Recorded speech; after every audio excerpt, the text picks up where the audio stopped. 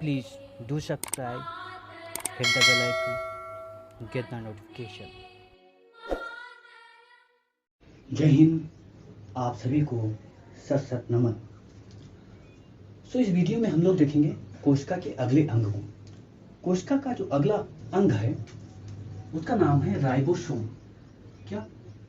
Ribosome.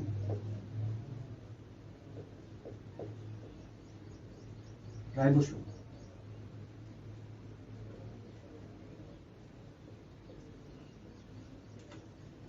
चलो, हम लोगों ने कोशिका को देखा है तो कोशिका को बनाते हैं। ऐसी हो गई कोशिका एक। कोशिका में केंद्रक पाया जाता है बीच में। क्या? इसको केंद्रक बोलते हैं। और यहीं पर हमने बताया था कि गाल्गी बॉडी पाया, एंडोप्लाज्मिक रेटिकुलम पाया जाता है। गाल्गी बॉडी में एंडोप्लाज्मिक रेटिकुलम। ठीक है। अब ये जो एंडोप्लाज्मिक रेटिकुलम है, अगर यहाँ पर मैं बनाऊं ऐसे करके, तो इस पर मैंने बताया था कि दो प्रकार के एंडोप्लाज्मिक रेटिकुलम होते हैं। एक होता है खुरदुरा और एक होता है मुलायम। तो खुरदुरा क्या होता है? खुरदुरा पर छोटे छोटे ऐसे कण पाए जाते हैं। क्या? छोटे छोटे कण पाए जाते हैं। ठीक है। अब इन्हीं कणों को क्या बोलते हैं? राइबोसोम बोलते हैं। क्या? इन्हीं कणों को राइबोसोम बोलते हैं। अब इन कण को मैं यहां बनाता हूं। क्या? इस कण को मैं कहां बनाता हूं? यहां बनाता हूं। ये कण कुछ इस तरह का दिखेगा।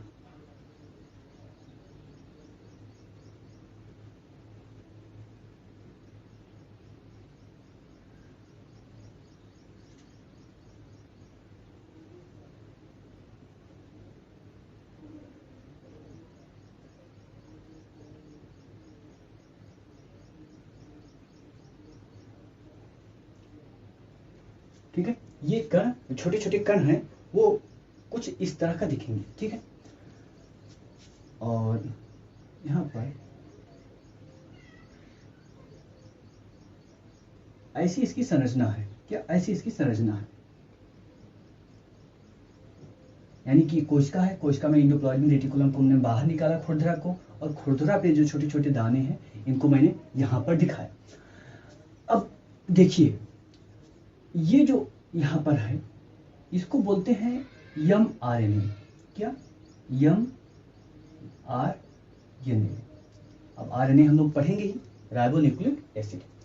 और ये जो यहां पर आपको छोटा सा पार्ट दिख रहा है इसको बोलते हैं टीआरएनए। टीआरएनए।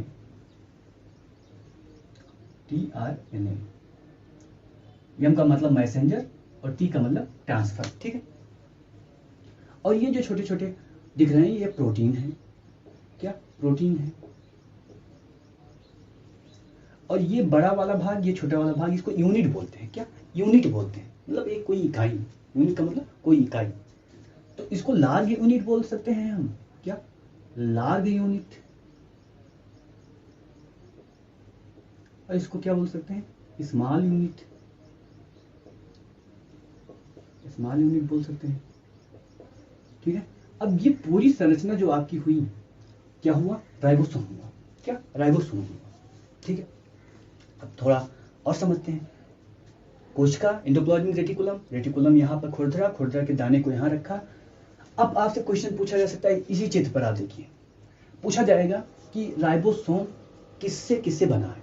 क्या? राइबोसोम किससे किससे बना है? आप देखिए, आरएनए, ठीक है, प्रोटीन, आरएनए और प्रोटीन, दो ही चीज दिख रही है।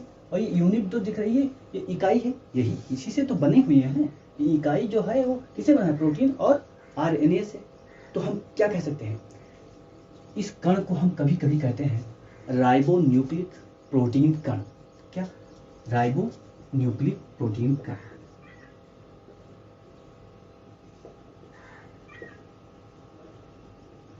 न्यूक्लिक प्रोटीन कण, क्योंकि ये किससे बनी हुई है? प्रोटीन से। राइबोसोमल प्रोटीन कहते हैं। और आरएनए दिख ही रहा है आपको। क्या? आरएनए दिख ही रहा। तो आरएनए और प्रोटीन से क्या बनी हुई है? ये राइबोसोम बने हुए हैं। ठीक है। अब आगे चलते हैं। अब यहाँ टीआरएनए लिखा हुआ है। क्या? टीआरएनए और एमआरएनए।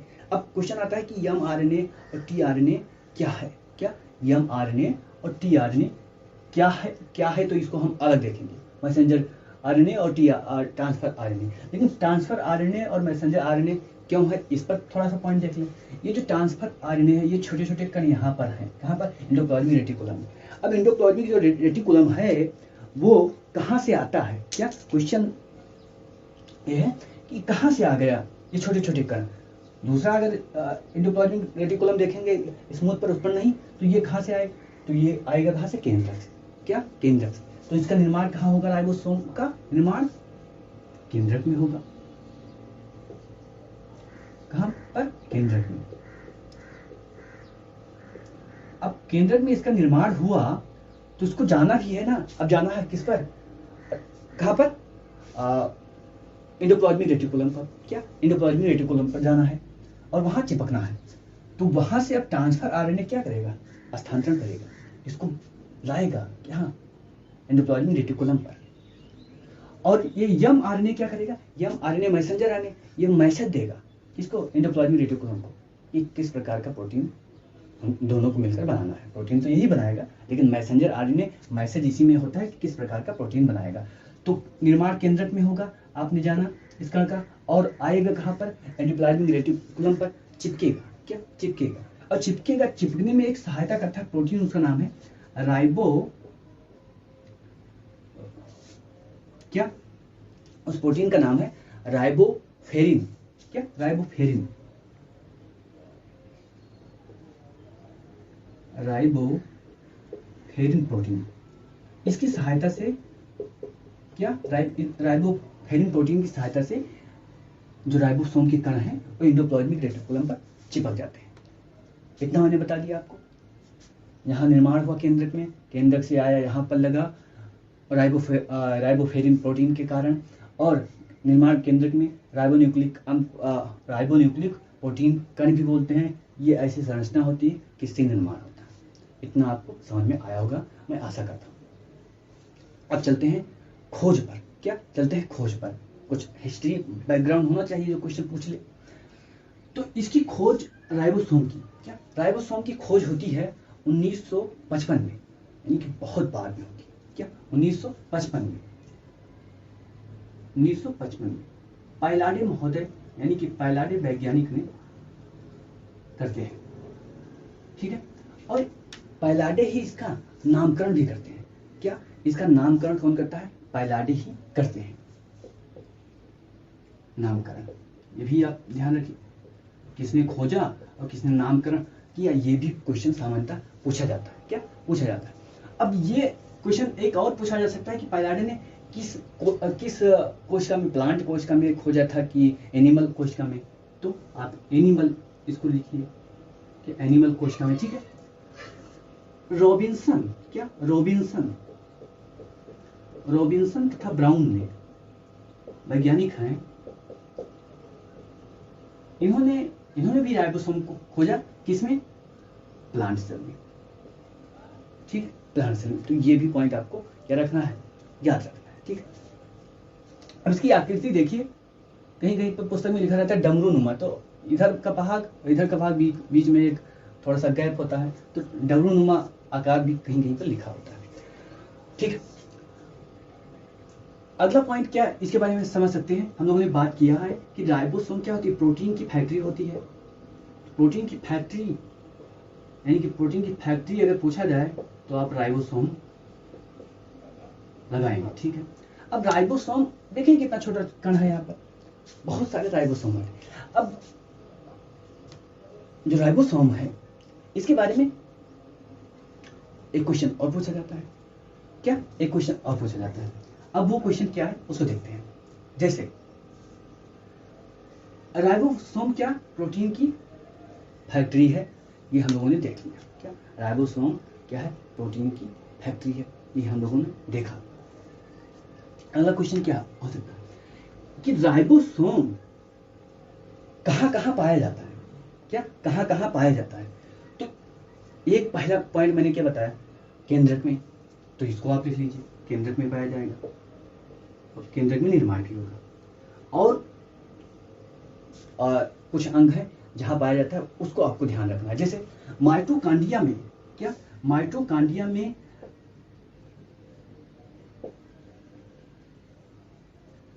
माइटोकांड्रिया में अपना मतलब इस खुद का क्या पाया जाता है, राइबोसोम पाया जाता है। माइटोकांड्रिया में क्या होता है, खुद का राइबोसोम पाया जाता है। ठीक है, केंद्र में तो पाया जाएगा, माइटोकांड्रिया में पाया जाएगा, माइटोकांड्रिया यहीं पर होगी छायाकार जो हमने बात किया है। और एक होता है हरित लवक, क्या हरित लवक क्लोरोप्लास्ट, इसमें भी क्या खुद का क्या पाया जाएगा, राइबोसोम पाया जाएगा। तो ये भी पॉइंट आप याद रखना है, क्या ये भी पॉइंट आपको याद रखना है। और क्या अगला पॉइंट क्या हम देखते हैं, अगला पॉइंट ये देखिए कि इनका कार्य क्या है, क्या इनका कार्य क्या है। तो कार्य एक लाइन में आप लिख सकते हैं, प्रोटीन संश्लेषण। अगर कार्य पूछा जाए प्रोटीन संश्लेषण, प्रोटीन का निर्माण करना, संश्लेषण मतलब किसी चीज का निर्माण करना, आपको कुछ चीज मिलेगा उसे कुछ चीज और बनाना। संश्लेषण मतलब यही होता है कि कुछ चीज मिलेगा और कुछ चीज और बनाना। ठीक है, तो प्रोटीन का संश्लेषण किया। ये तो आपके क्या हो गए, प्री से संबंधित क्वेश्चन हो गए। प्री से संबंधित क्वेश्चन अगर देखें तो एक क्वेश्चन और देख सकते हैं, ये जो क्या बोलते हैं स्तनधारी जीव हैं, स्तनधारी जीव के ब्लड कोशिका में ये नहीं पाया जाता। क्या स्तनधारी जीव के ब्लड कोशिका में ये नहीं पाया जाता। ये भी क्वेश्चन पूछा जा सकता है आपसे, क्या ये भी क्वेश्चन आपसे,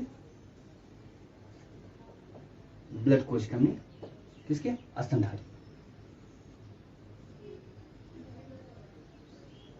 ठीक है, अब ये प्री के क्वेश्चन आपके लगभग आप कह सकते हैं समाप्त तो नहीं हुए, लेकिन इतने में आपका कल्याण हो जाएगा। क्या कल्याण हो जाएगा।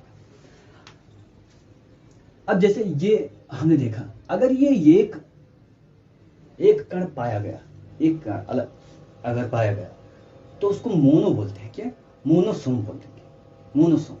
यानी कि एक कण अगर कहीं पाया गया तो उसको मोनोसोम बोल देंगे,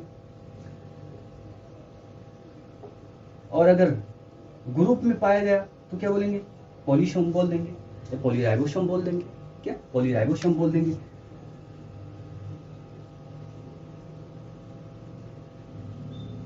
पॉलीसोम या पॉलीराइबोसोम आप बता दें। अब अगला पॉइंट क्या है, ये सब हमने देख लिया। अब हमने को बात करना है, यानी हमको बात करना है कहां पर, इस दो यूनिट के बारे में। क्या ये दो यूनिट हैं, इनको भी आप थोड़ा सा समझ लीजिए। क्या ये दो यूनिट हैं, इनको भी आप थोड़ा सा समझिए।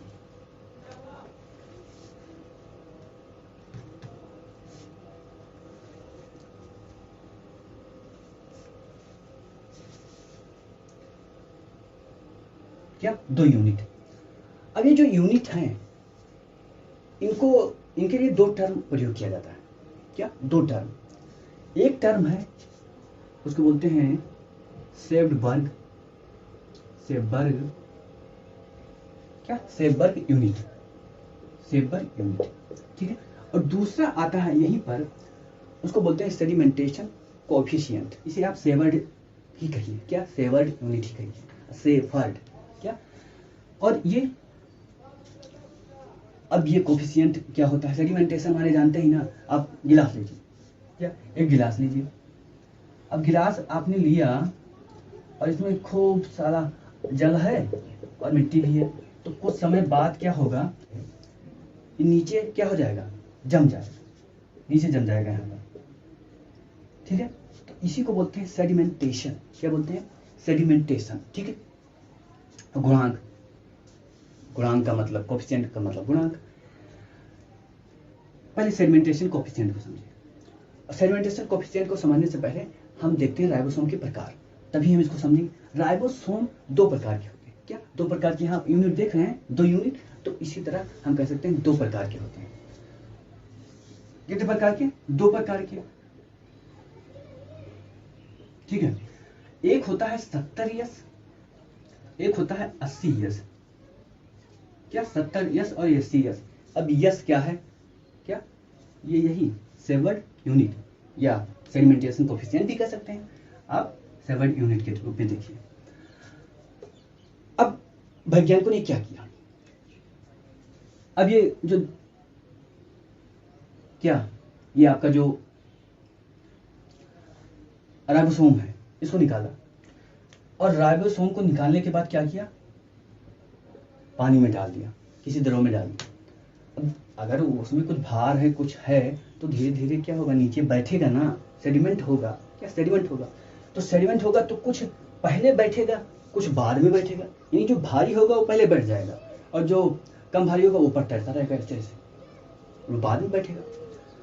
तो यहाँ पर ये वाला जो है ये क्या सबसे ऊपर तैरता रहा, और 80s जो है वो नीचे बैठ गया। क्या नीचे बैठ गया, यानी कम समय में, क्या कम समय में बैठ गया। तो सेडिमेंटेशन कोफिशिएंट किसका अधिक है, जो जल्दी बैठ गया यहाँ पर, और 70 वाला कम बैठा। तो 70 और 80 का मतलब यही है यहाँ पर, ठीक है। अब इसको समझिए सेवर्ड यूनिट को। अब यहाँ सेडिमेंटेशन को हमने समझा कि सेडिमेंटेशन किसका हो रहा है, किस राइबोसोम का पहले हो रहा है, किसका बाद में हो रहा है, उसी आधार पर दो डिवाइड कर दिया गया, क्यों दो डिवाइड कर। ये सेवर्ड यूनिट जो है ये देखता है कितने समय में होता है। क्या सेवर्ड जो यूनिट है ये देखता है कितने समय में कौन होता है। जैसे इसका यूनिट का देखें तो 10-13 सेकेंड होता है। क्या 10-13 सेकेंड, इस यूनिट एक सेवर्ड यूनिट बराबर 10-13 सेकेंड, ठीक है। तो इसी यूनिट को देखा गया कि कितने समय में इसका सेडिमेंटेशन होता है, तो 70s लिख दिया गया, ठीक है। इतने समय में होता है इसलिए यहाँ 70s लिखा गया। फिर 80s लिख दिया गया क्योंकि इतने समय में 80s वाला होता है। तो दो, जब इसको पानी में किया गया, घोला गया, किसी ट्यूब में रखा गया, तो दो प्रकार से देखा गया कि एक जल्दी में बैठ जाता है, एक दूसरे में बैठ जाता है, दूसरे यानी कि जल्दी बैठ जाता है, बहुत देर में बैठता है, और उसी के आधार पर उसे यस कर दिया गया। क्या सेवर्ड यूनिट यस लग गया। 70s मतलब 70s समय, इसके संदर्भ में क्या 70s समय लगा उसको, और 80s समय लगा उसको, ठीक है। यानी कि 80s समय लगा किसको, जो ज्यादा भारी है, और 70s समय लगा इसको कम भारी और कम समय में। समझ में आया कुछ, क्या समझ में आया कुछ, क्या हुआ यहाँ पर, क्या हुआ। अब यहां पर क्या होगा, यहां पर आपने सेडिमेंटेशन कोफिशिएंट में केवल आप मात्रा देख रहे हैं। क्या मात्रा देख रहे हैं कि कितना मात्रा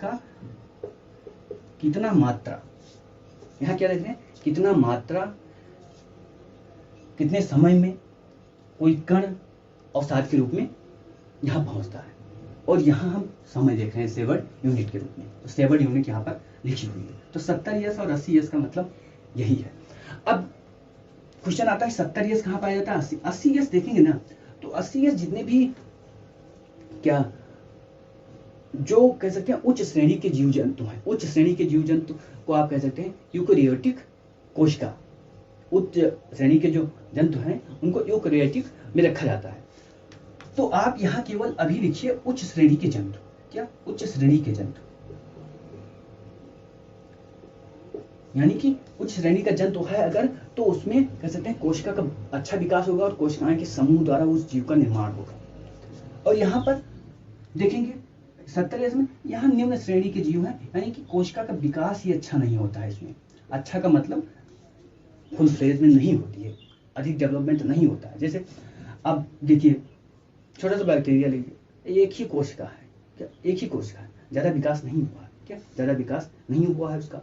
और 80 वाले का ज्यादा विकास हुआ है। तो ज्यादा विकास के आधार पर उसकी भार भी बढ़ जाता है, कम विकास पर उसका कम भार रहता है। तो इसको आप क्या कह सकते हैं, यूकैरियोटिक कोशिका में पाया जाता है, और इसको कह सकते हैं प्रोकैरियोटिक कोशिका में पाया जाता है। अब यूकैरियोटिक और प्रोकैरियोटिक कोशिका क्या होती है, इसको हम लोग अगले वीडियो में समझेंगे। तो इतना क्या है आपका राइबोसोम है। क्या इतना आपका राइबोसोम है, इतना आपको राइबोसोम के बारे में जानना है। क्या इतना आपको राइबोसोम के बारे में जानना है। अब ये भी क्वेश्चन आता है, क्वेश्चन दिमाग में हो सकता है कितना राइबोसोम है, तो बहुत सारे राइबोसोम है। राइबोसोम की संख्या नहीं, जब आपके शरीर में कोशिका की संख्या गिनी नहीं जा सकती है, तो राइबोसोम की संख्या कैसे गिनोगे बताओ तुम। अब तुमसे तुम्हारा बाल छील कर बैठा दे यहीं पर, टकला कर दे तुमको, गिनो कितने बाल हैं। तो बाल को तो गिन सकते हो भैया, बाल को गिन सकते हो। अब लेटा दें तुमको, देखो आसमान में कितने तारे हैं, गिन पाओगे? नहीं गिन पाओगे। उसी तरह इस शरीर में आपको कोशिका गिनना पड़े तो कोशिका तो गिन नहीं पाओगे। अब तुम कहते पूछ रहे हो सर जी राइबोसोम कितना है? अरे बहुत राइबोसोम है, ये संख्या बहुत है। अगर कोशिका की संख्या आप जान गए कि कितना बिलियंस होता है, बिलियंस में होता है, अरबों कोशिकाएं हैं, तो अरबों कोशिकाएं हैं तो इसमें खरबों हो जाएगा, क्या खरबों राइबोसोम हो जाएगा। और ये जो राइबोसोम एक एक जो दाने हैं वो सभी स्पेसिफिक होते हैं। देखो अपनी शरीर में कितना चमत्कार है, ये जो छोटे छोटे राइबोसोम हैं सभी स्पेसिफिक होते हैं। राइबोसोम एक प्रकार का प्रोटीन बनाएगा, दूसरा राइबोसोम दूसरा प्रकार का प्रोटीन बनाएगा, तीसरा राइबोसोम तीसरा प्रकार का बनाएगा। सभी की विशेषता है। अब जितने अरबों हैं उतनी विशेषता। अब बताओ पागल हो जाएंगे, इतना वैज्ञानिक अध्ययन करना पड़ेगा। तो ये जीएस के संदर्भ में हम लोगों ने इतना देखा, आप इतना जानिए जीएस के संदर्भ में, और इतना अधिक है, इतना अधिक है, सफिशिएंट है आप लोगों के लिए। तो आज के लिए इतना ही, फिर मिलते हैं अगले वीडियो में, तब तक के लिए जय Hind. Please do subscribe, hit the bell icon, get the notification.